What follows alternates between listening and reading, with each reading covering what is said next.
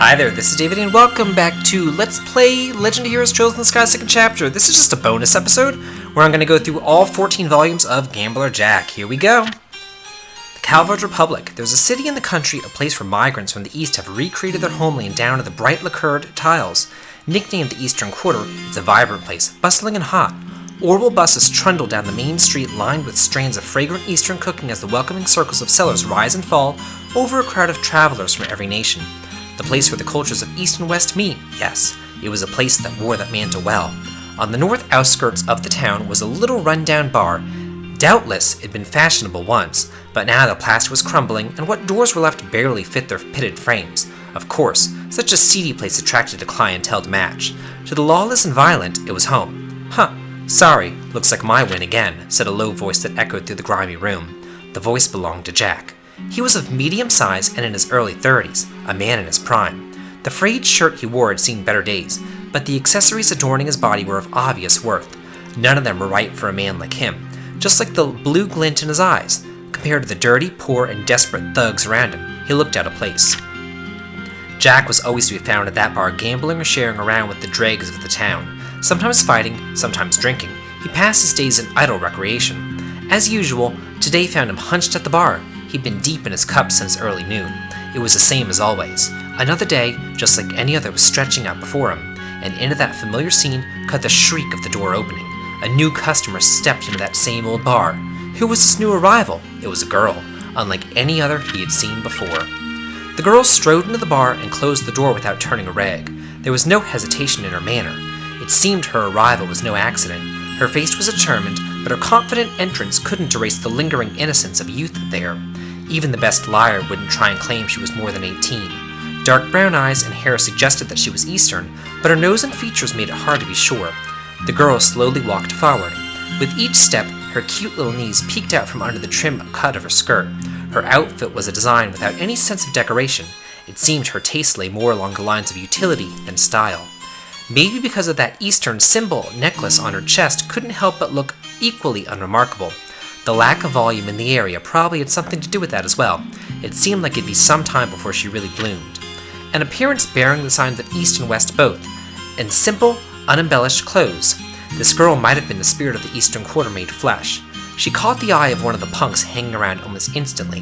Hey, little girlie, he slurred. Want to have some fun with me?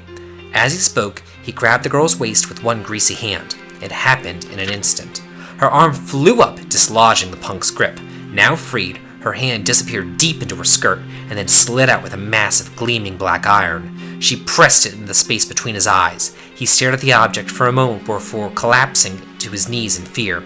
It was an Orbital gun of cunning make, a high-caliber Verne Company model. If she'd shot that firearm, the punk would have lost his head instead of his bladder. It was not your average self-defense weapon. It's the latest model, she purred. Want to see what it can do? She was cool and calm. The barrel of the gun didn't waver a bit. If she fired, her aim would be perfect. Overwhelmed by the girl, gun, or both, the punk couldn't move a muscle. Everyone else in the bar remained frozen as well. All eyes were on the girl. Hey, miss, hate to ask, but could you let him off with that? Maybe the speaker couldn't stand it anymore, or maybe it was disturbing his drink, but the husky, sensual voice broke through the silence. It was Jack. Still planted firmly in his chair, breath smelling of liquor, he continued. I'm sure he's very sorry, and he's learned his lesson. He shot the punk a meaningful look. As if to answer to it, the punk started nodding his head vigorously. I've come here to gamble, the girl said suddenly. She slowly lowered the gun in her left hand. Her expression remained cool and detached. Sounds good. Come over here. Give me everything you've got. Jack's words had an immediate impact, not on the girl, but on the gathered goons and hoods. They all shared a glance, each and every one of them, with the dirtiest grin you could imagine. Jack and the girl moved over to the table in the back. Unlike the other pitted and sticky furniture, this table was smooth and polished to a shine and seemed meant for gambling. Without a word, both took their seats.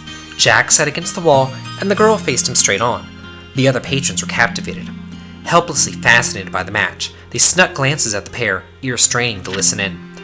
The bar filled with fidgety silence. The girl's game of choice was poker. Jack accepted wordlessly. After a brief exchange to confirm the terms of the challenge, they settled on bets.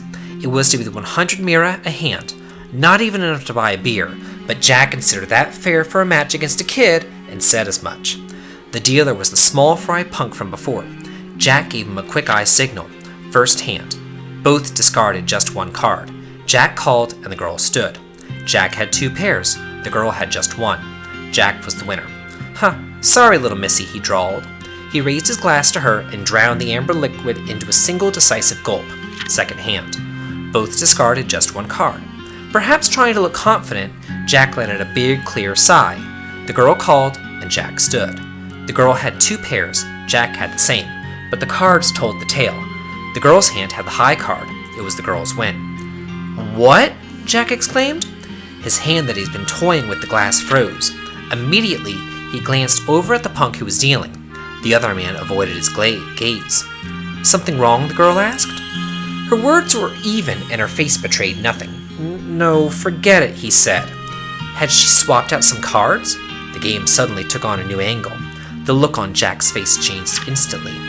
Lightly clearing his throat, Jack put the glass back on the table with his left hand. Then, once more, he cleared his throat. The dealer, recognizing the signal, picked up the cards again. It was the code for deal normally next round. Third hand. As expected, each discarded just 1 card. Jack called, and the girl stood. Jack's hand was a full house. Ha ha ha! How about that? He crowed. With a flourish, Jack laid his cards on the table.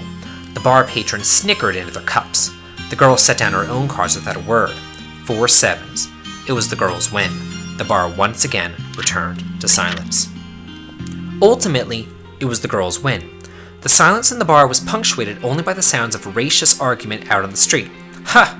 Holding back the last for bubbling up, Jack asked the girl a question. Hey missy, where oh where did you learn to be this good? The girl made no reply. Instead, she took the cards into her hands and began shuffling. They flew back and forth with exquisite grace between her long fingers. She dealt 5 to Jack, then 5 to herself. Show them, she said. Jack turned over the cards. Jack's hand was 4 jacks. The girl's hand held 4 kings. That's...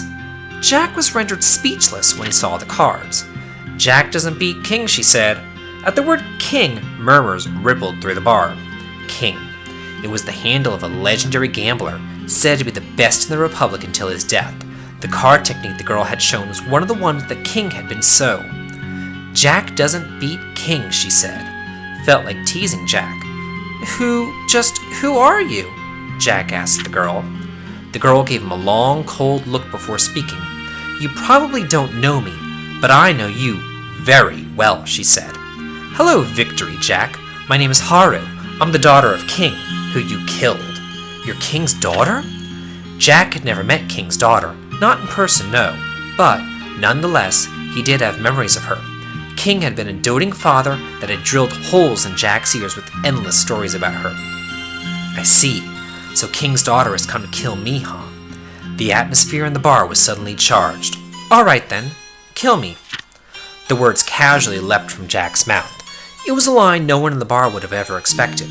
He tapped his chest. The heart's here. Make sure you aim well. The girl, Haru, quietly drew her orbital gun.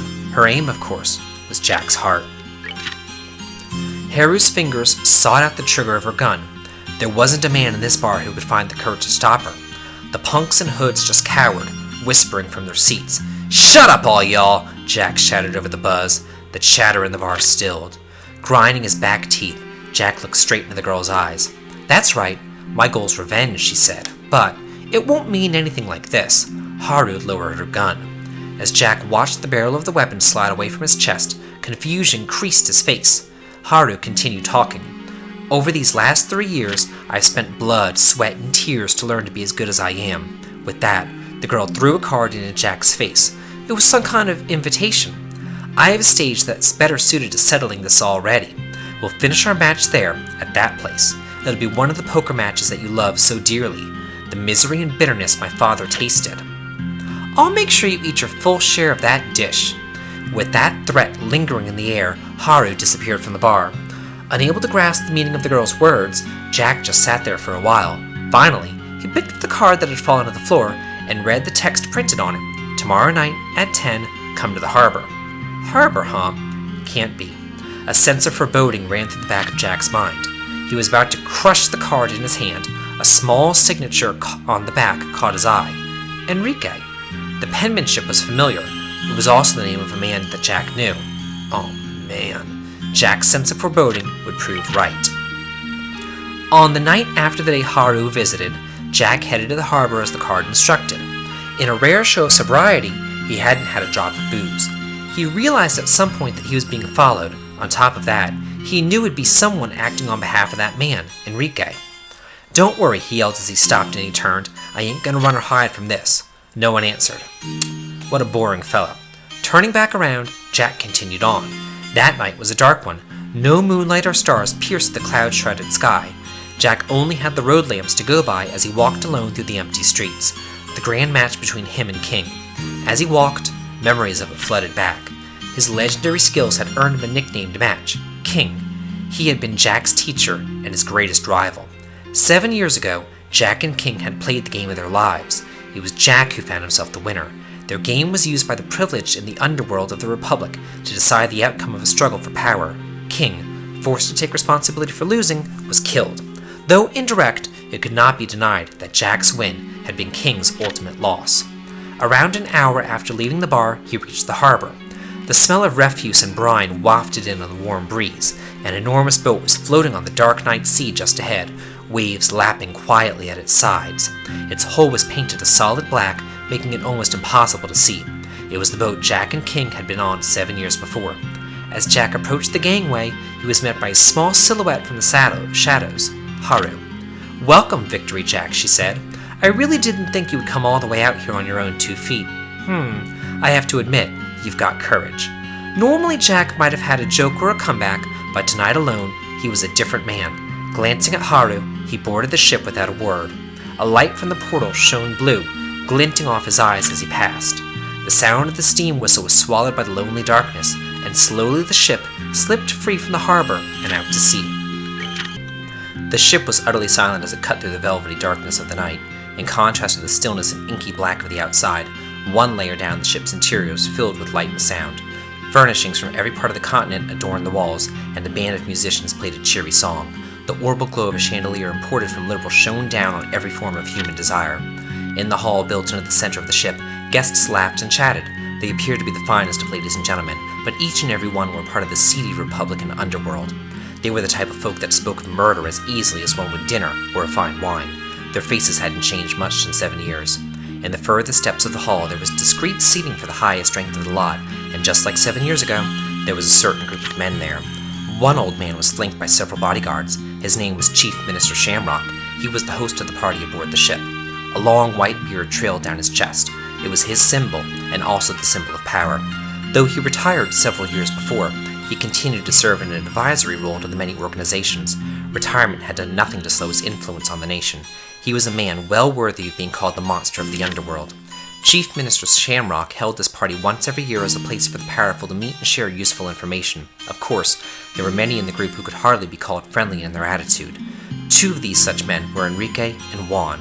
Enrique, 7 years ago, and this time, the man who twice now built this plan for a gambling match. Originally, he had been an arms dealer, but 10 years before, when he started dealing with the Eastern Quarter, he had expanded his business of smuggling drugs and became a villain on the rise, the best of the new class. Conversely, Juan was a villain whose roots ran deep in this region back to even before the Eastern Quarter. He was the kind of man who ruled from the top, commanding gangs of thugs, punks, and the like. Over the last 10 years in the Eastern Quarter, Enrique and Juan had been in the middle of a territory dispute. It was the fight of new versus old. Neither side yielded a rag, and every drop of blood was washed away with more blood in their fights. It was at the height of the situation 7 years ago that Enrique had suggested a duel with gambling as a theme. A one-on-one, full cheating match between the best of gamblers. On that match, they would both wager their territory in the Eastern Quarter. He brought the suggestion to Juan as a way to reduce the amount of profitless bloodshed at least a bit. At first, Juan was against it, but the endless fighting was taking a toll on his own organization.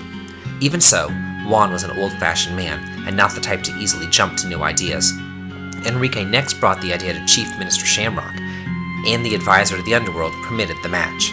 As the Chief Minister, Shamrock was also advisor to Juan's group. With him having granted permission, Juan could hardly refuse the match. The clock chimed the 11th hour. The match between Jack and Haru was to start at midnight exactly. She waited the interim in Enrique's room. "Your father became ill and died 7 years ago.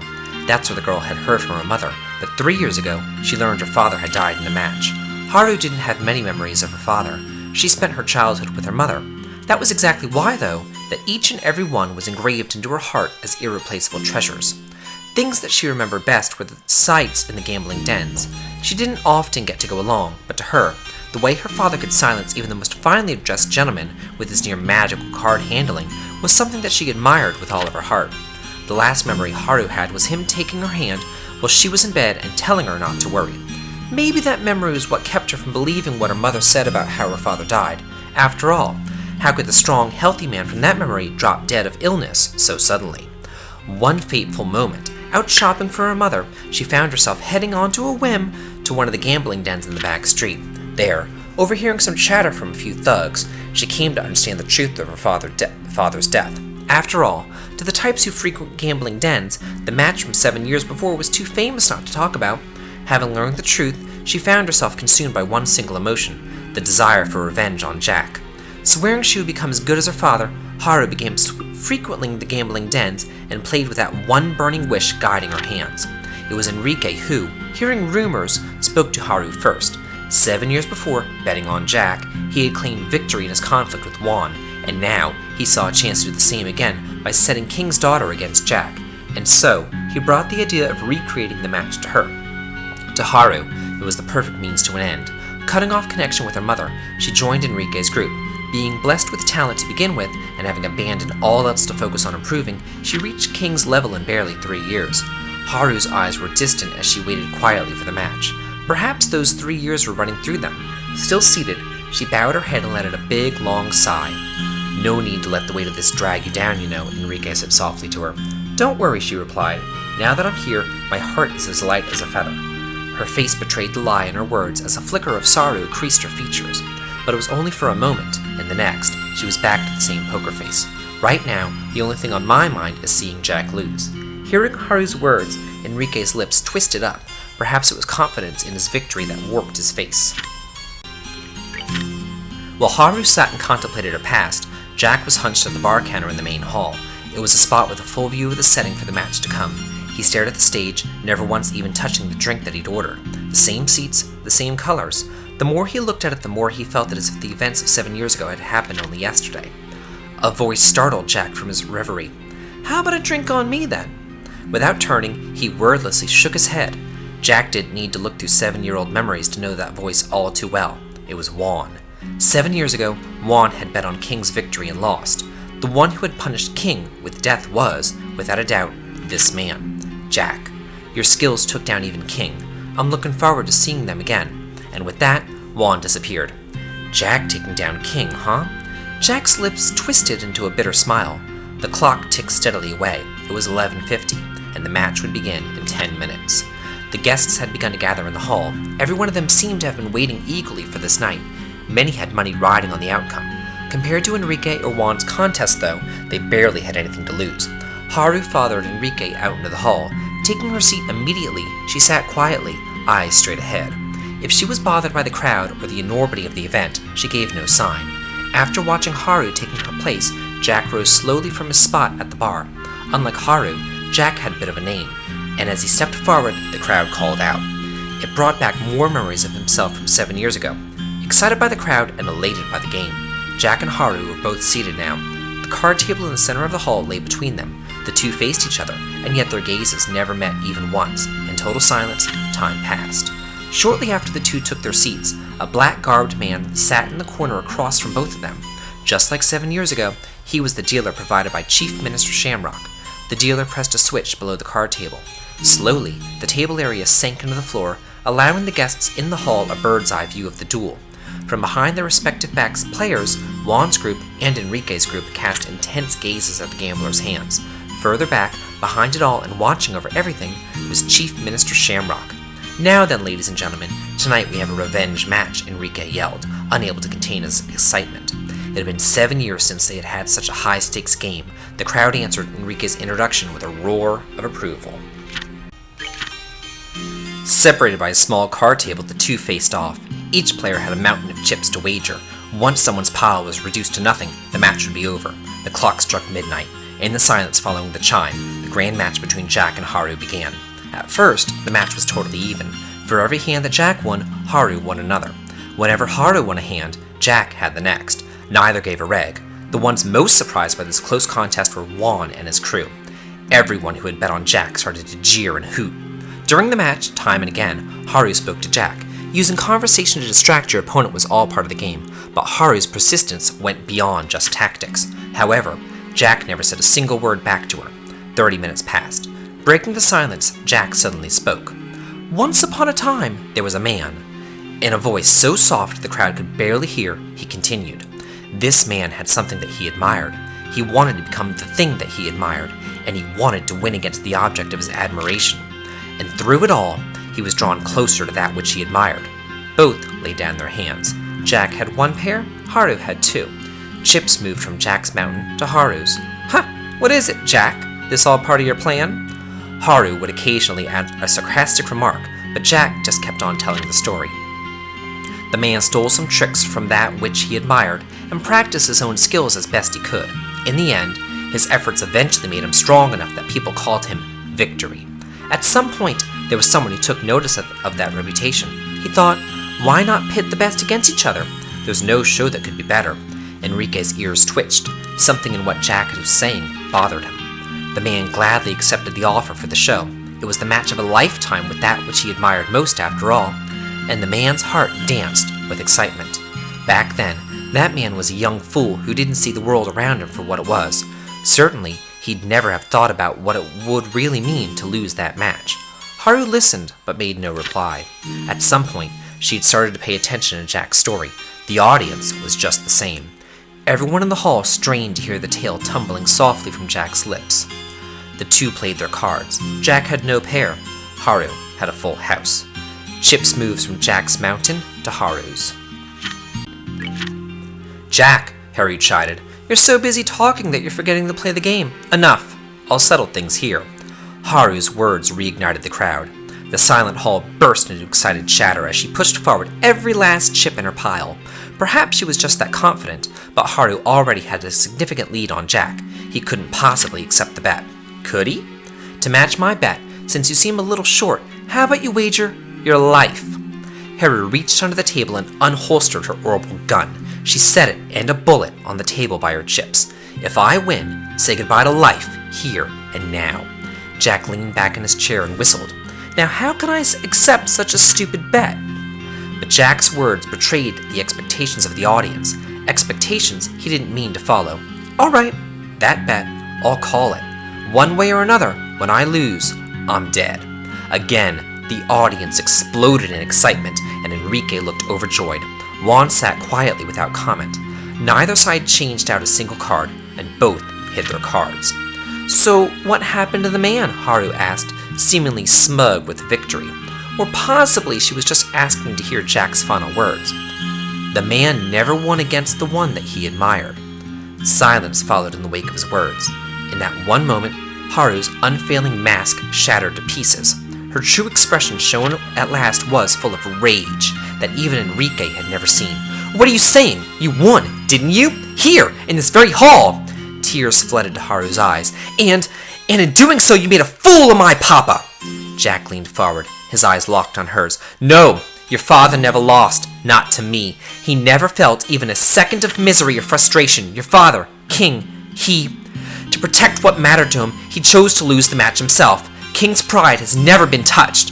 Enrique panicked when he heard this. He sent his thugs forward to silence Jack, but with a snap of his fingers, Juan sent his own men to stop Enrique from interfering and asked Jack to explain his words.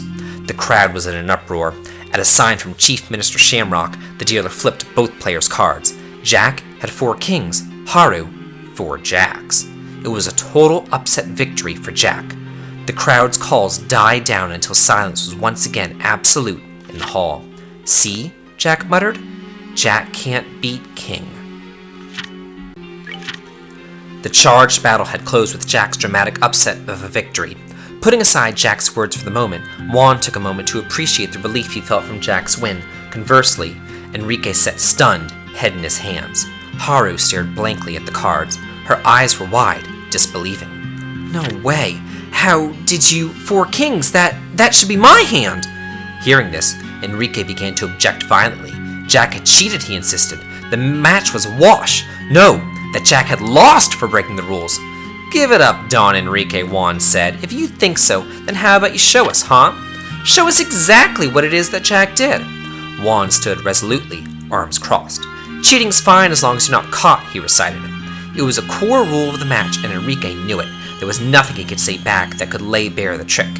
He started to pick over every single thing that Jack had done. Impossible! Jack denied it all with a single word. This is a technique that King used 7 years ago now. I didn't know it at the time, so there's no way Mr. Enrique could. Jack's gaze moved to Haru. To make me win, and to keep you safe, Haru, King used this very trick. Truly a trick worthy of a king.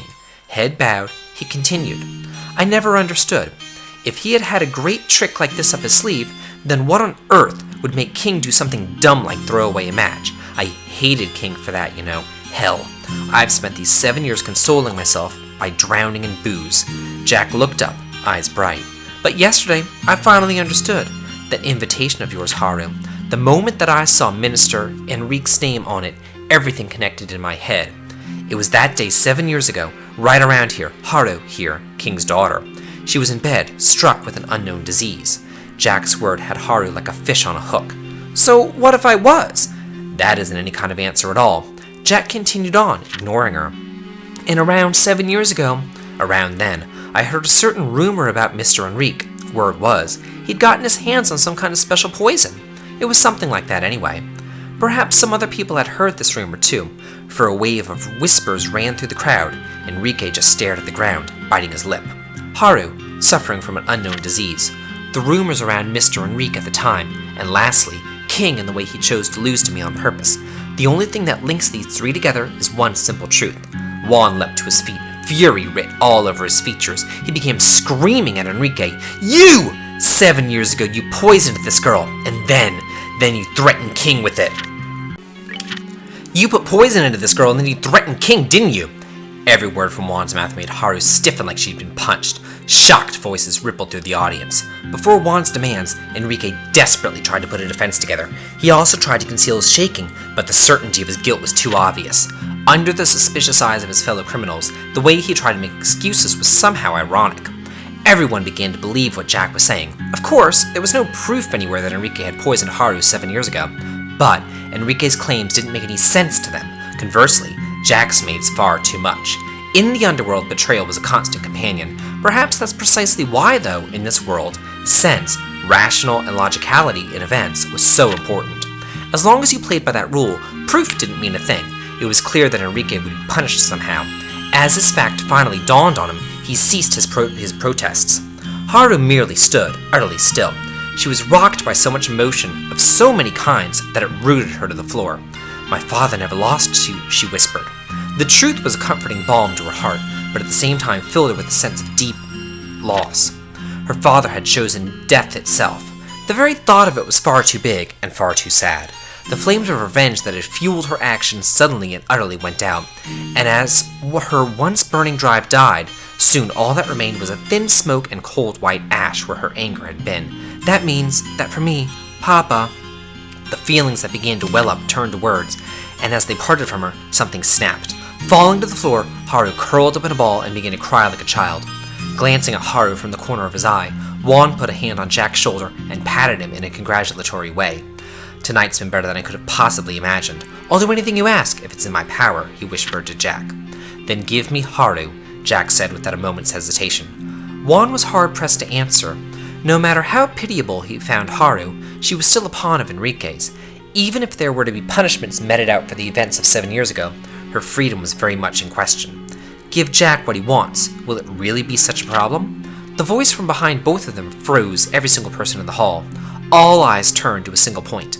The one who drew their gaze was the bearded consultant to the underworld, Chief Minister Shamrock. Giving you the girl isn't a problem, right, Enrique? Enrique nodded weakly. At last, the ship was filled with cheers and celebration. Jack and Haru returned to the harbor at dawn. As if it had been an illusion all along, the enormous ship disappeared into the morning fog. What will you do with me then? Haru asked. Nothing. You're free, Jack said. I doubt anyone will ever try to use your life in any deals ever again. Do whatever you wish. Haru was quiet a moment. then said, "Hey, Jack, why'd you do all this for me?" There was a glint of white teeth as Jack smiled slightly. "King put his life on the line to keep you safe. At the same time, King also saved my life as well. My life was given to me by King. Don't you think it's only natural that I'd use a life like that to make King's wish come true?" "Papa's wish?" Jack's smile disappeared. "I'm sure King regretted it 7 years ago. Regretted that he'd ever set foot into such a world of darkness, that he'd ever put you, his daughter, in such danger. You at least, should never have gotten wrapped up in this world. I'm sure that was King's wish." Haru didn't know what to say. Jack continued, "If you get it, then don't you ever come back to this world." And with that, Jack strode away and left Haru standing there by the sea. There's a city in this country, a place where migrants from the east dreaming of their homeland have recreated their old towns, right down to the bright lacquered tiles. On the north outskirts of that town was a little rundown bar. Over a week had passed since that fateful game. Jack could still be found there, in that same old dingy bar. As always, he was at his liquor, starting from noon. He had settled things with his past, but he hadn't changed from how he was before at all. No, he was changed. He drank less, and when he drank, he didn't throw it back like a man dying of thirst, but slipped slowly, enjoying it. And that day, once more, the door to the place opened with a sound like a shriek. A new customer stepped in the same old bar, and that new customer was Haru. Jack choked on his whiskey. "Haru, what are you doing in here? This ain't the kind of place that you should be in." Ignoring his sputtering, she pulled up a stool and smiled brilliantly at him. "Hey Jack," she said, "let's play a game. A real shocker of a match, but this time, all bets are off."